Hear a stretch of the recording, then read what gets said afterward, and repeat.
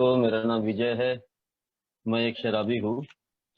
हाय आज विजय भाई, ईश्वर की नमस्कार। हाय विजय भाई, नमस्कार नमस्कार। नमस्कार नमस्कार।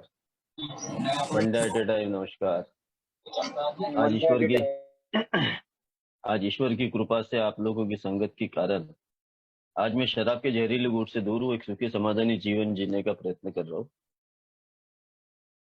वीरेंद्र भाई का मैं धन्यवाद करता हूँ, पूरे ग्रुप का, आज मुझे इधर बोलने का मौका दिया। और धन्यवाद ये भी करता हूँ कि आज अनु गगन भाई को सुना। अनु गगन भाई को आज इतना फ्रीली शेयरिंग करते हुए मैंने पहली बार सुना, और बहुत ही अच्छे तरीके से उन्होंने बताया कि यार कैसे कैसे हमारे दोस्त, उनको भी क्या करेंगे, उनको मालूमात नहीं रहती ना। वो भी बताते कि भाई ये बंद कर दिया तो ये चालू कर दे। ये तो अल्कोहलिक एनोनिमस में आने के बाद में पता चला कि भाई ये शराब मैं कभी बंद नहीं कर सकता। अगर इसको मैं ये सोचता हूँ कि भाई मैं थोड़ी थोड़ी करके बंद करूंगा, थोड़ी अभी पीता हूँ, बाद में मैं इसको कंट्रोल कर लूंगा, ये बड़ा मुश्किल हो जाता है। तो अनु गगन भाई को 10 महीने के, जो 10 महीने हुए आज उनको उनको शुरू से मैं देख रहा हूँ। मैं उनको तथा उनके परिवार को बहुत बहुत बधाइयाँ देता हूँ, और यही ईश्वर चरणी प्रार्थना करता हूँ कि वो इसी तरीके से ए के साथ जुड़ते रहे और अपनी सोब्राइटी को आगे बढ़ाए। ए में सोब्राइटी का बड़ा महत्व है। जो बंदा ए में आ जाता है ना, तो उसको समझ में आ जाता है कि भाई मैंने सोबर क्यों रहना है। क्योंकि मैं अगर सोबर नहीं हूँ तो मेरा जीवन बर्बादी की कगार पर ही जाने वाला है। ये बात तय है। ये बात अल्कोहलिक एनोनिमस के अनुभव मुझे बिल्कुल बताना चाहता है। क्योंकि इतने बरसों गिनती तक जो शराब मेरे ऐसा शराबी पिया है, और वो शराब की वजह से उसके जीवन में कई प्रकार की अस्त व्यस्तता हो चुकी है।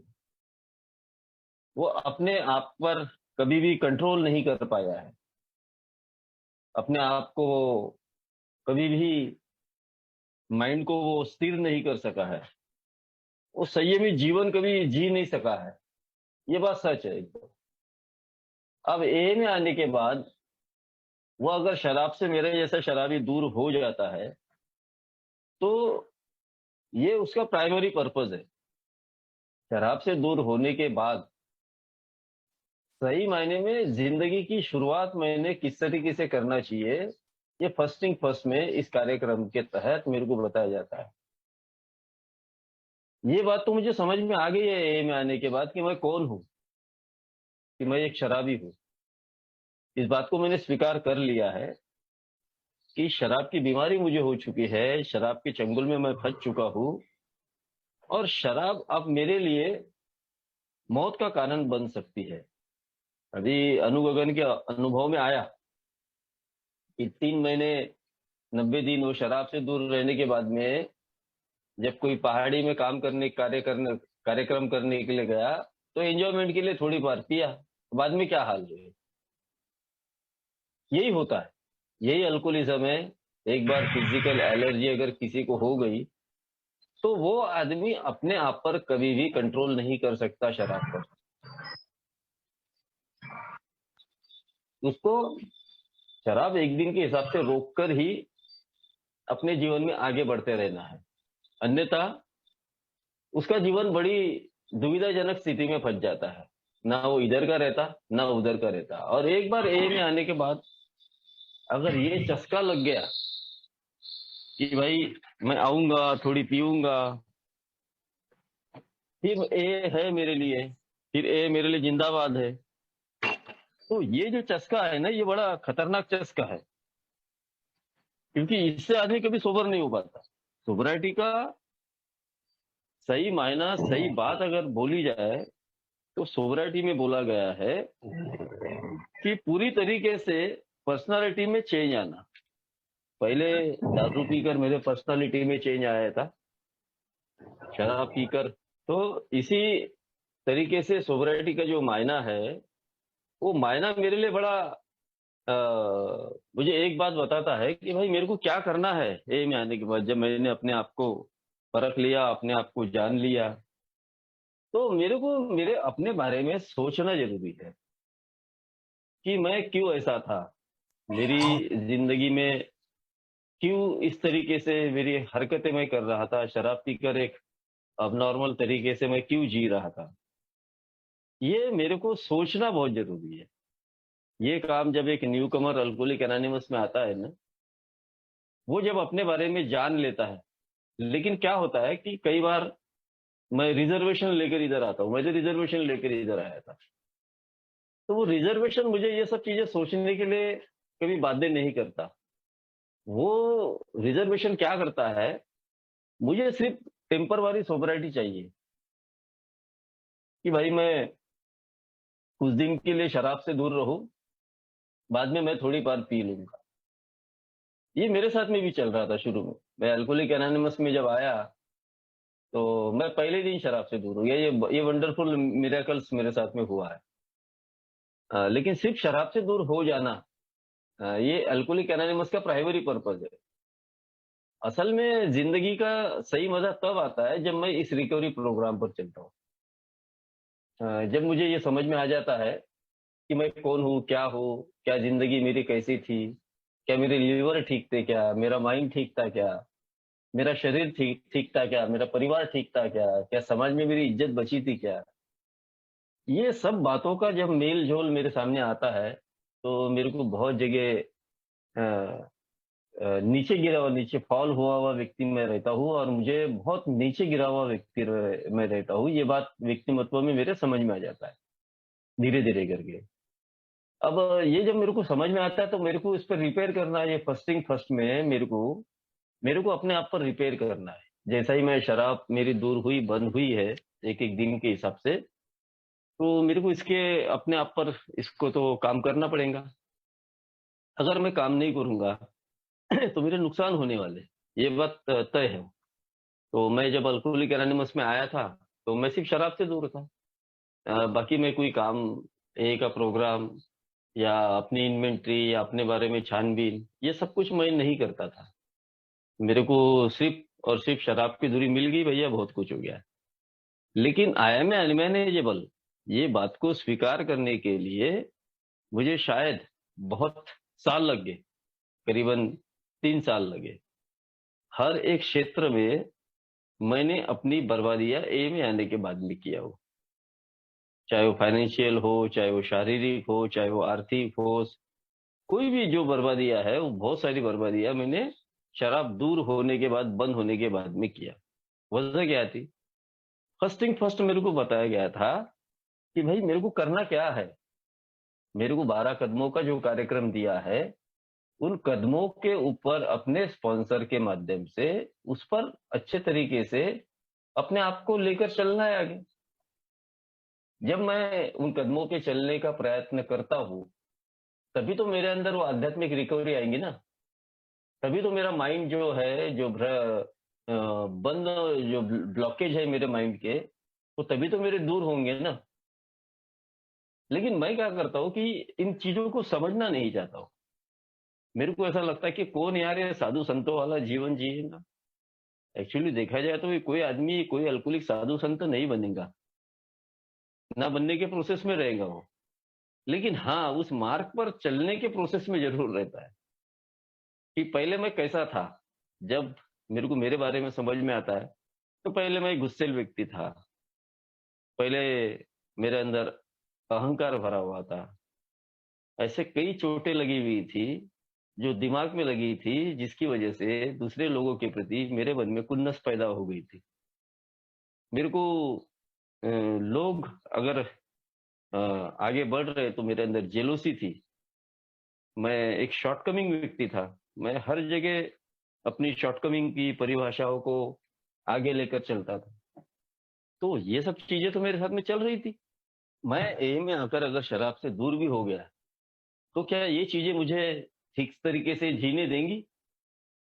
इसका उत्तर एक ही है। आज मैं इसका उत्तर ये दे सकता हूँ कि ना, ये पॉसिबल नहीं है। मुझे ये चीजें कभी भी जीने नहीं देंगी।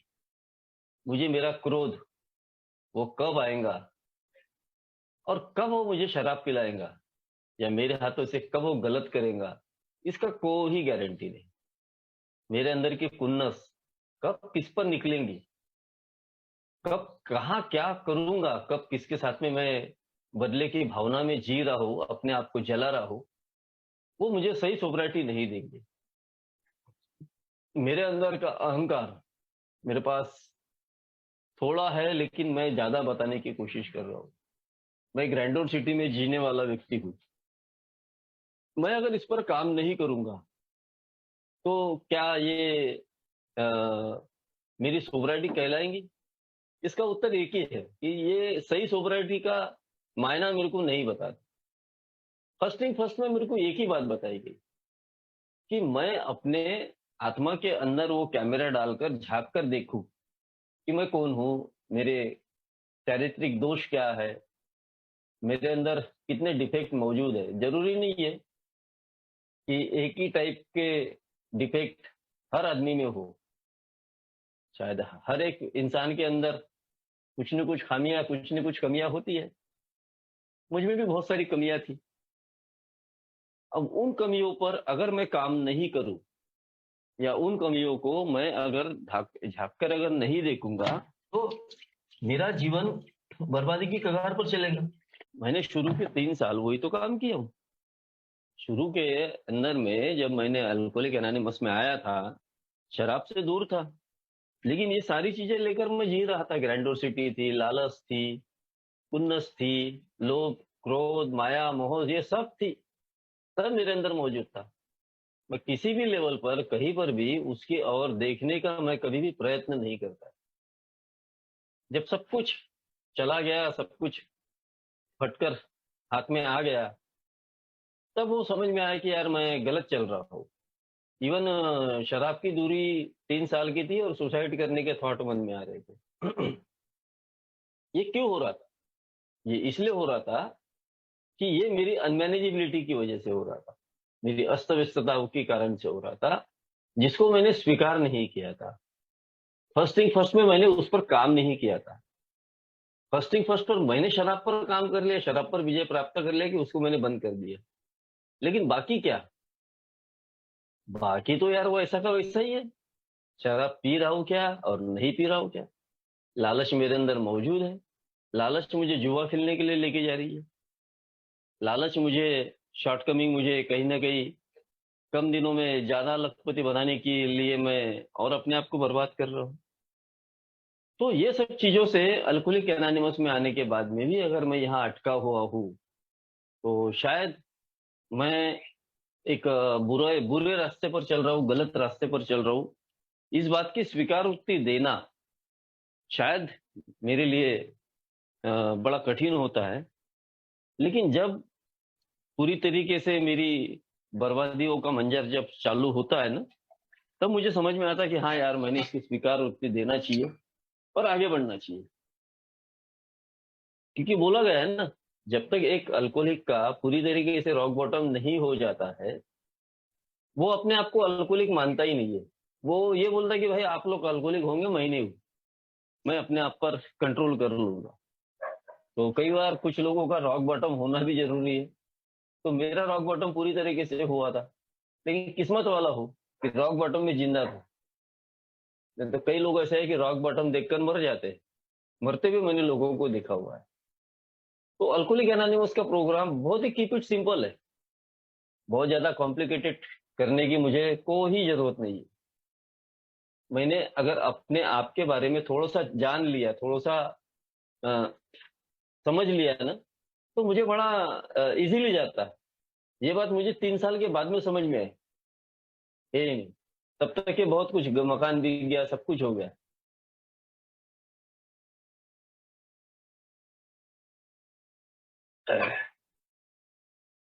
अल्कोहलिक एनोनिमस का 12 कदमों का जो कार्यक्रम मेरे को जो दिया है, कई बार मैंने देखा हो कि भाई मैं तो अभी नया हूँ, मेरे को 12 कदमों के बारे में उतनी जानकारी नहीं है। अभी मैं थोड़ा सा करूंगा आराम से। कई बार लोगों को भी मैंने यहाँ बाद में करना, आराम से करना।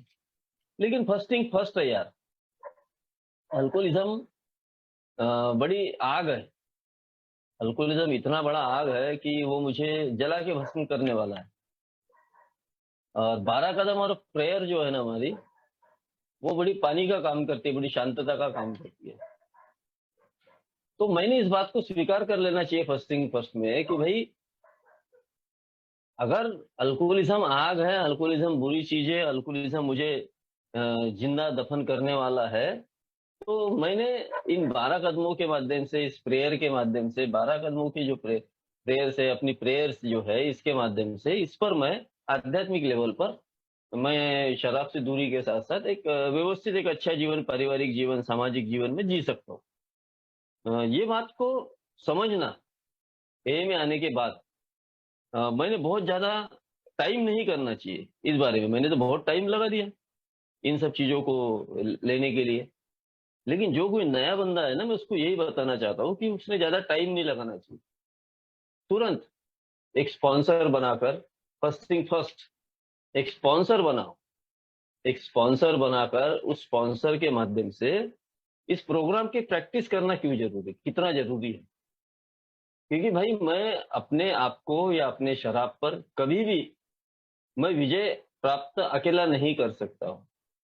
उसके लिए मुझे किसी ऐसे एक बंदे की जरूरत है, ऐसे एक इंसान की जरूरत है जो मेरे से पहले ए में आया हुआ है और उसने इस प्रोग्राम को बहुत सुंदर तरीके से लिया हुआ है और वो मुझे सही गाइडेंस कर सकता है। ए में कोई भी व्यक्ति गलत नहीं है, ए में सब व्यक्ति सही है। बस ए में मुझे उसको ठीक तरीके से लेना आना चाहिए कि भाई मैं उस व्यक्ति के साथ में किस तरीके से कम्युनिकेट करूं, उस व्यक्ति के साथ में किस तरीके से अपना बातचीत करूं।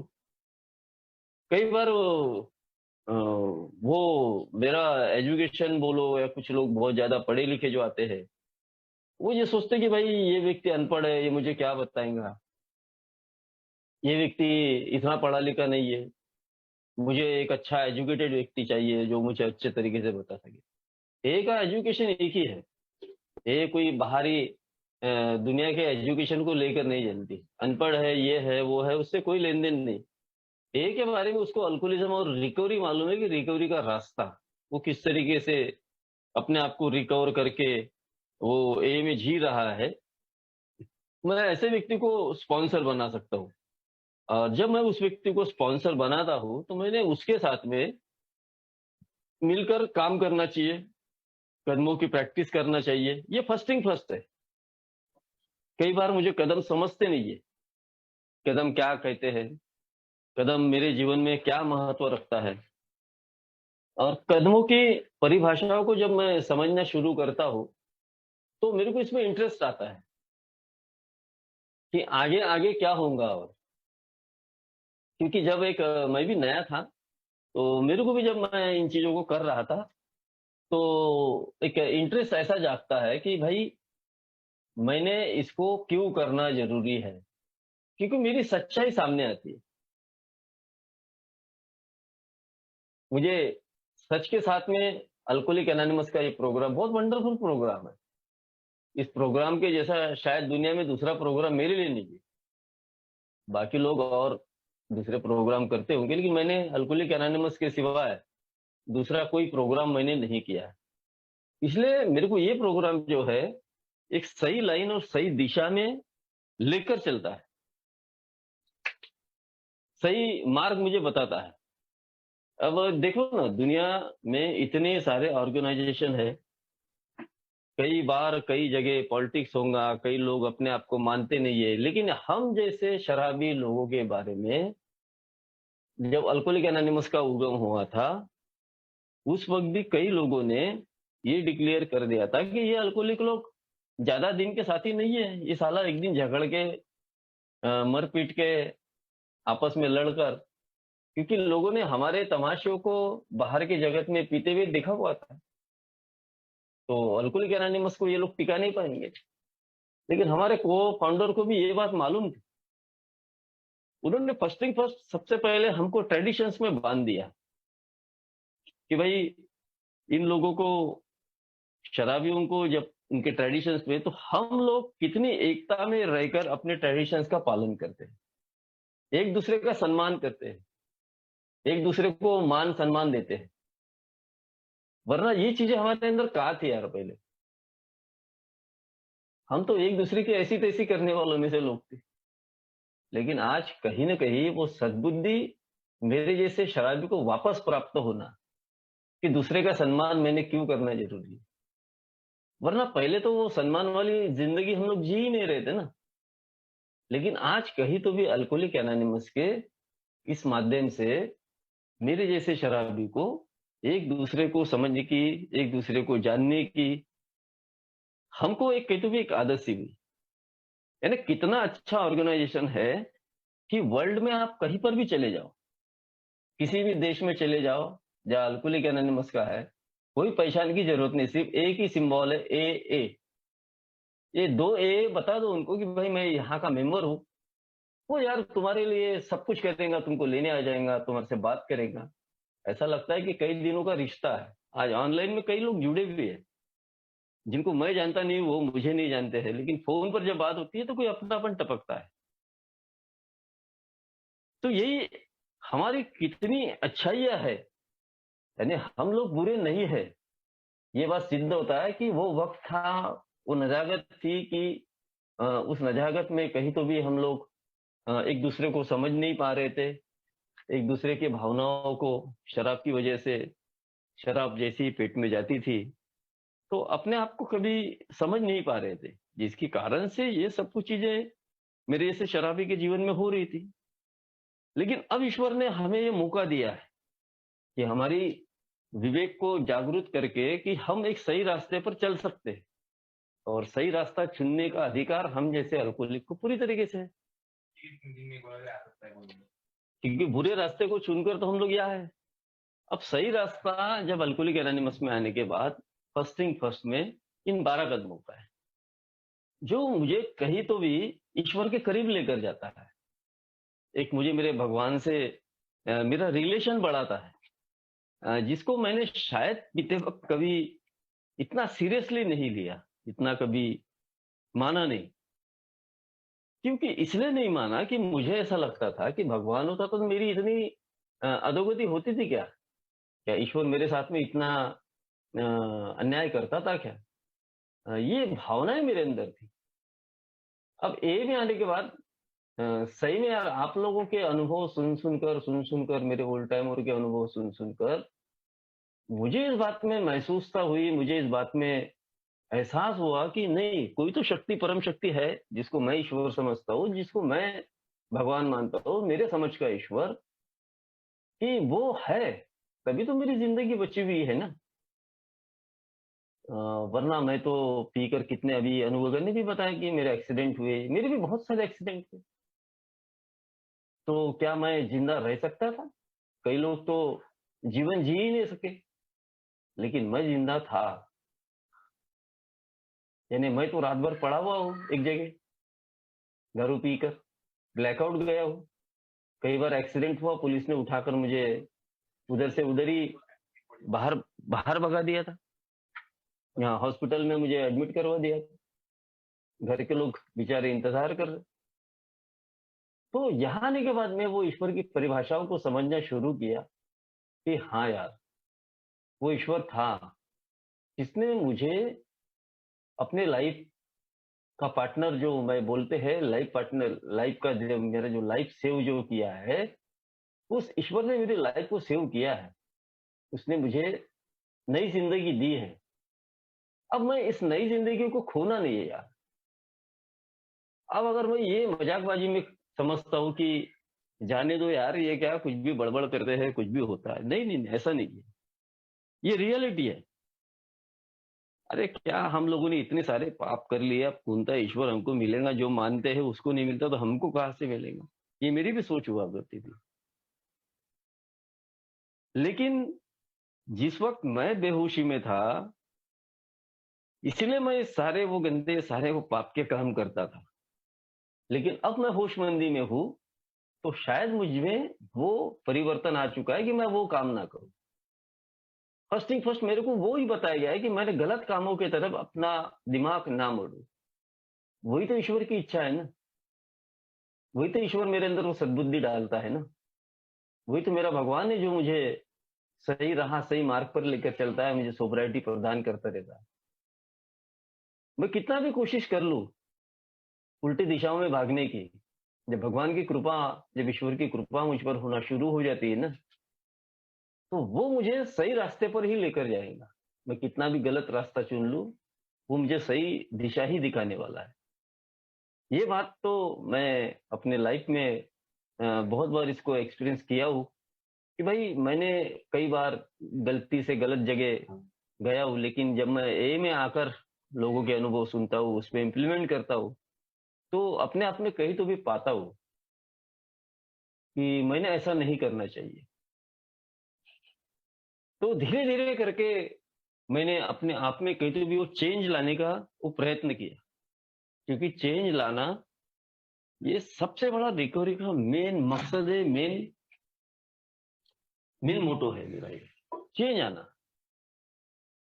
अगर चेंज नहीं आ रहा है ना, तो मैंने समझ लेना चाहिए कि मैं कहीं तो भी गलत हूँ, दूसरे नहीं।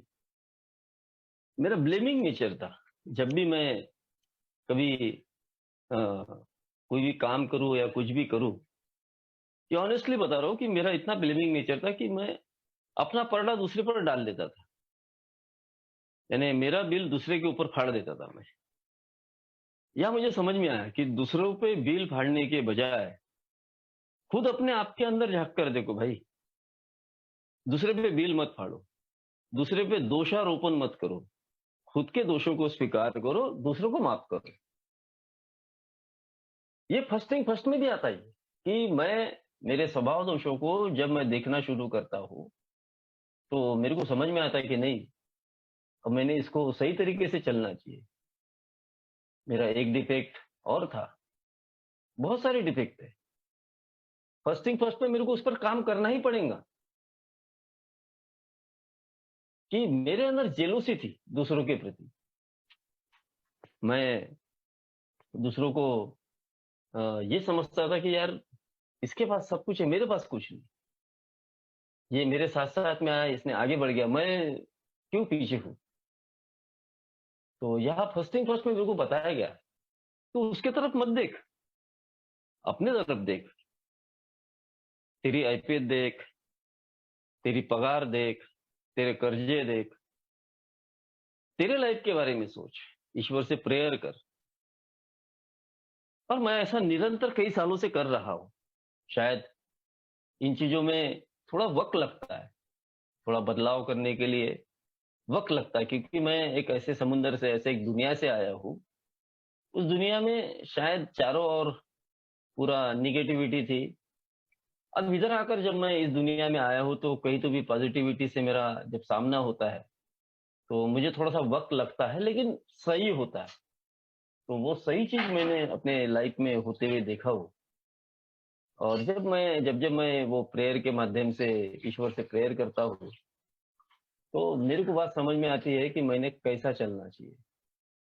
मैंने गुणात्मक चीज़ें मेरे दिमाग से निकाल कर सही चीज़ों का सविष्टर किस तरीके से करना चाहिए।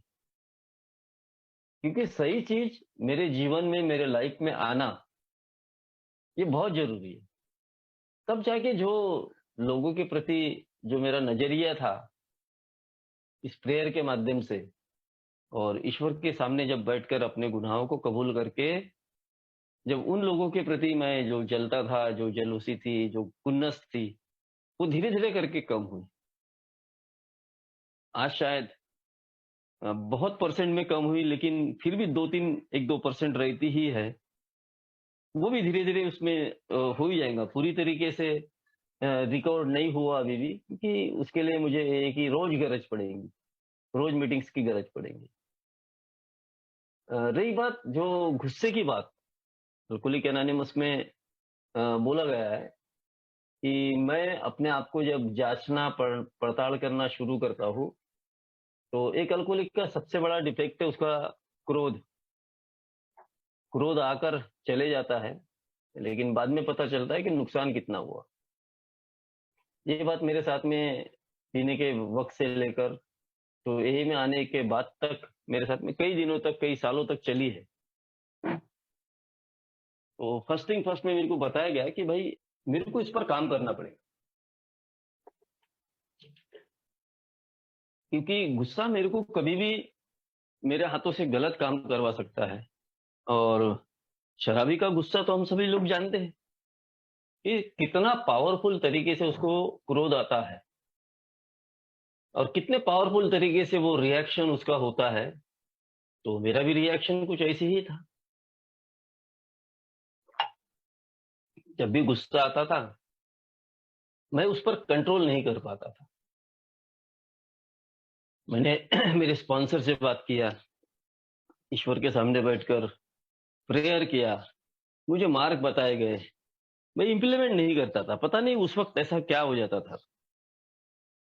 लेकिन जब मैंने दिल पे ठान लिया कि यार ये फर्स्ट फर्स्ट में मुझे इस चीजों पर काम करना पड़ेगा, कि मैंने अपनी सोच को किस तरीके से बदलना, अपने गुस्से को किस तरीके से कंट्रोल करना, ये जिस दिन मैं सीख जाऊंगा ना ए में आकर, उस दिन मैं आधी जंग जीत जाता हूँ।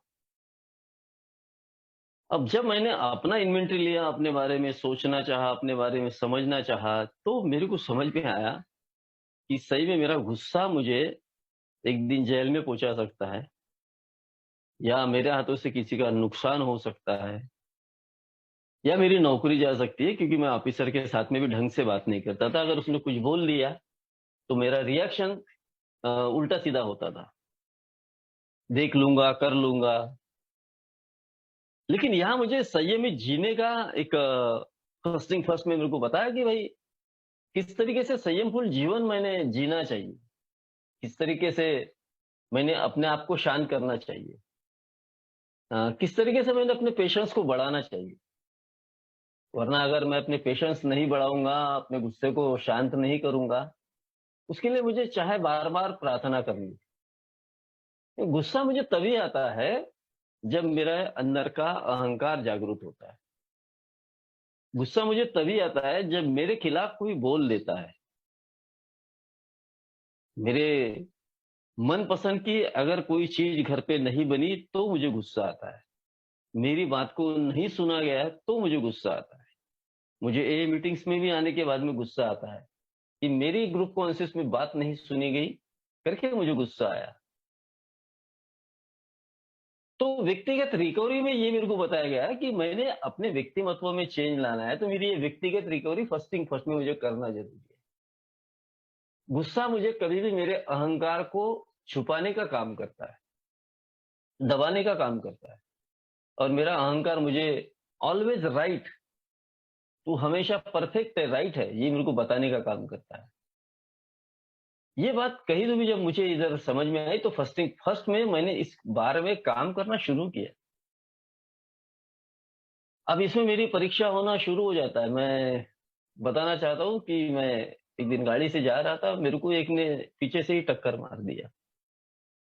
बहुत गुस्सा आया। अब उतर कर इसको मैं देता हूँ दो चार। फिर रियलाइज हुआ कि नहीं यार, इसने कोई जानबूझकर मुझे नहीं मारा है। यही वक्त है, यही ईश्वर ने मेरी परीक्षा लेने के लिए मुझे भेजा है उस व्यक्ति को, कि मैं अपने आप को ऐसी परिस्थिति में किस तरीके से शांत रख सकता हूँ। और मैंने अपने आप को उस वक्त शांत किया और मैंने उसको बोला, कोई बात नहीं यार, होते ही रहता, तुमने कोई जान, हाँ यार मेरा ब्रेक नहीं लगा और आप अचानक सिग्नल में रुक गए तो मैंने पीछे से आके आपको ठोक दिया, कोई बात नहीं। बोला तेरा भी नुकसान नहीं हुआ, मेरा भी नहीं हुआ। ये बात आने के लिए मुझे वक्त लगा, लेकिन कितना अच्छा माहौल हुआ कि हम दोनों एक दूसरे को समझ सके। नहीं तो 2 मिनट का काम था, क्रोध मुझे आता था, मैं उसको मारता था, वो मुझे मारता था, पुलिस आती थी पकड़ कर लेके जाती थी। जो 2 मिनट का काम था वो शायद 2 साल तक कोर्ट कचहरी तक घिसता था। यानी एक गुस्से को कंट्रोल करने से किस तरीके से आदमी अपने जीवन में सक्सेस होता है, ये अल्कोहलिक एनोनिमस के अनुभव मुझे बताते हैं। ये फर्स्ट थिंग फर्स्ट में मुझे अपने माइंड को शांत करने के लिए ये बात मुझे अल्कोहलिक एनोनिमस में बताई जाती है, जिसपे मैं फॉलो करूं। मैं ग्रुप में, जिस ग्रुप में हूँ, वो ग्रुप में कई बार मेरी बात नहीं सुनी जाती, मुझे क्रोध आता है। कि यार मैं इतना सही बोल रहा हूँ, और हर आदमी अपने ग्रुप में अपने लेवल पर परफेक्ट होता है। हर आदमी ये सोचता है कि मैं जो बोल रहा हूँ वो सही है, और मैं सही हूँ उसके बावजूद भी मुझे गलत समझकर ये लोग दरकिनार कर रहे, दूर कर रहे हैं, ये गलत है। मेरा गुस्सा और बढ़ता है। मैंने यहाँ कीप इट सिंपल तरीके से अपने आप के बारे में प्रैक्टिस करना शुरू किया कि मेरे जो व्यूज है, मेरी जो बात है, मैं ग्रुप में रखूं, माने ना माने ये उनकी मर्जी है। लेकिन अगर दूसरे की बात मानी जाती है तो मैं ग्रुप के साथ में जाकर अपने गुस्से को कंट्रोल करूं, क्योंकि व्यक्तिगत रिकवरी का मसला है ये। अगर मैं अपने मन में, अगर उस ग्रुप के प्रति मेरे मन में अगर खुन्नस है, मेरे मन में अगर एडजस्टमेंट है, तो मैं कभी भी नॉर्मल तरीके से जी नहीं सकता हूं। मेरे अंदर वो गुस्सा सदैव काम करने वाला है। मैं एक ग्रुप के दो ग्रुप करने वाला हूं। फिर मैंने पेशेंस रखू थोड़ा ऐसे टाइम, कि आज मेरी बात नहीं सुनी गई, शायद इनको कल जब समझ में आएगा तब सुनेंगे। लेकिन मैं अपनी बात रखने से पीछे ना हटूं, सुने या ना, अथवा ना सुने। हर एक व्यक्ति अपनी जगह मास्टर है, हर एक व्यक्ति अपनी जगह सही है, परफेक्ट है। इसी प्रकार मेरे घर में भी, मेरे घर में मैं पहले कोई भी चीजें कर लेने के पहले अपने घर में किसी को पूछता नहीं था, और मैं पटाख से उठा के ला लेता था। फटक से कभी कोई ये करना है, कोई कोई भी काम करना है, तो मैं बीवी को महत्व नहीं देना, क्योंकि मुझे पता था कि मैं अगर घर में बताऊंगा तो मेरे घर के लोग मुझे रोक देंगे, करने नहीं देंगे, फिर मेरा गुस्सा बढ़ेगा। तो ये डिफेक्ट मेरे को समझ में आया कि ए में बोला गया है कि अपनी रिकवरी अपने घर से शुरू करो। अगर मैं अपने घर से शुरुआत करता हूँ तो घर में सबके सम्मान सबको इज्जत देना कितना महत्वपूर्ण है, ये मुझे बहुत अच्छे तरीके से, ब्यूटीफुल तरीके से ए में सीखने का एक मौका मिला। जो ग्रुप कॉन्शियस की बात ए में होती है, वही ग्रुप कॉन्शियस अपने घर में मैं यूज करता हूँ। तो मैंने देखा कि बहुत बार मेरी चीज बातों को तो जब दरकिनार किया गया, सुना ही नहीं गया। मैं बोलता था पूर्व में जाना है, तो ये बोलते थे नहीं नहीं, हम तो थोड़ा क्रास में इधर पश्चिम में जाएंगे या उत्तर में जाएंगे। तो गुस्सा आता था, चीड़ आती थी। लेकिन मुझे ए का टीचिंग था, फर्स्ट में यही बोला गया था कि ये परिस्थिति आएंगी, अपने आप पे कंट्रोल करो। और मैंने उस पर कंट्रोल करना शुरू किया, हंसकर उसको स्वीकारना शुरू किया। आज मैं मजेदार हूं, इसलिए मजेदार हूं कि वो लोग अपने जगह परफेक्ट थे, वो लोग अपनी जगह एकदम सही थे। गलत अगर कोई था तो मैं, क्योंकि मैं एक अनमैनेजेबल हूं, इस बात को मानने के लिए तैयार नहीं था। और वो लोग सही है, वो लोगों ने मेरे अल्कोहलिज्म को देखा है, वो अपने अच्छे तरीके से चल रहे थे, उन्होंने बुरे दिन देखा है, अब बुराइयों से वो अच्छे दिन की ओर जा रहे हैं, तो मैंने उनकी बातों को स्वीकार कर लिया। ये बात कही तो भी मुझे समझ में आई, और मुझे लगा कि नहीं, मैंने आज तक जो भी किया है, अब मेरी बात अगर नहीं भी सुनी जाए मेरे घर में भी, तो भी मैंने उसको हंसकर स्वीकार कर लेना चाहिए, और let go and let God करते रहना चाहिए। क्योंकि let go and let God का सही सही मायना मुझे यही बताना चाहता है कि लेट गो करने के लिए मुझे क्यों बताया गया है, कि भाई जिन चीजों को मैं संभाल नहीं पाता हूँ, जिन चीजों को मैं क्रोधित हो जाता हूँ, मेरे खिलाफ हुआ तो उसके कारण से मुझे क्रोध आता है, अहंकार बढ़ता है, तो ऐसे वक्त में मैंने उसको लेट गो करना ही सही है। अन्यथा मैं अगर उसको लेट गो नहीं कर रहा हूं, मैं अगर उसको अपने दिमाग पर लेकर चल रहा हूं, तो निश्चित तौर पर मेरा क्रोध और बढ़ने वाला है, और मैं अपने लाइफ को सक्सेस तरीके से नहीं, मैं एक अनमैनेजेबल व्यक्ति की, मैं बहुत घाई गड़बड़ वाला व्यक्ति हूं। मैं कभी भी कोई चीज ईश्वर के हवाले एकाएक नहीं करता हूं। मेरे को कितने साल ए में हुए, ये महत्वपूर्ण बात नहीं है। लेकिन मैं AA का प्रोग्राम कितने अच्छे तरीके से मैं इसको डेवलप करके अपने जीवन में इसको ढालना चाहता हूँ, ये सबसे बड़ी महत्वपूर्ण बात है। व्यक्तिगत रिकवरी अल्कोहलिक एनोनिमस में बहुत महत्वपूर्ण है।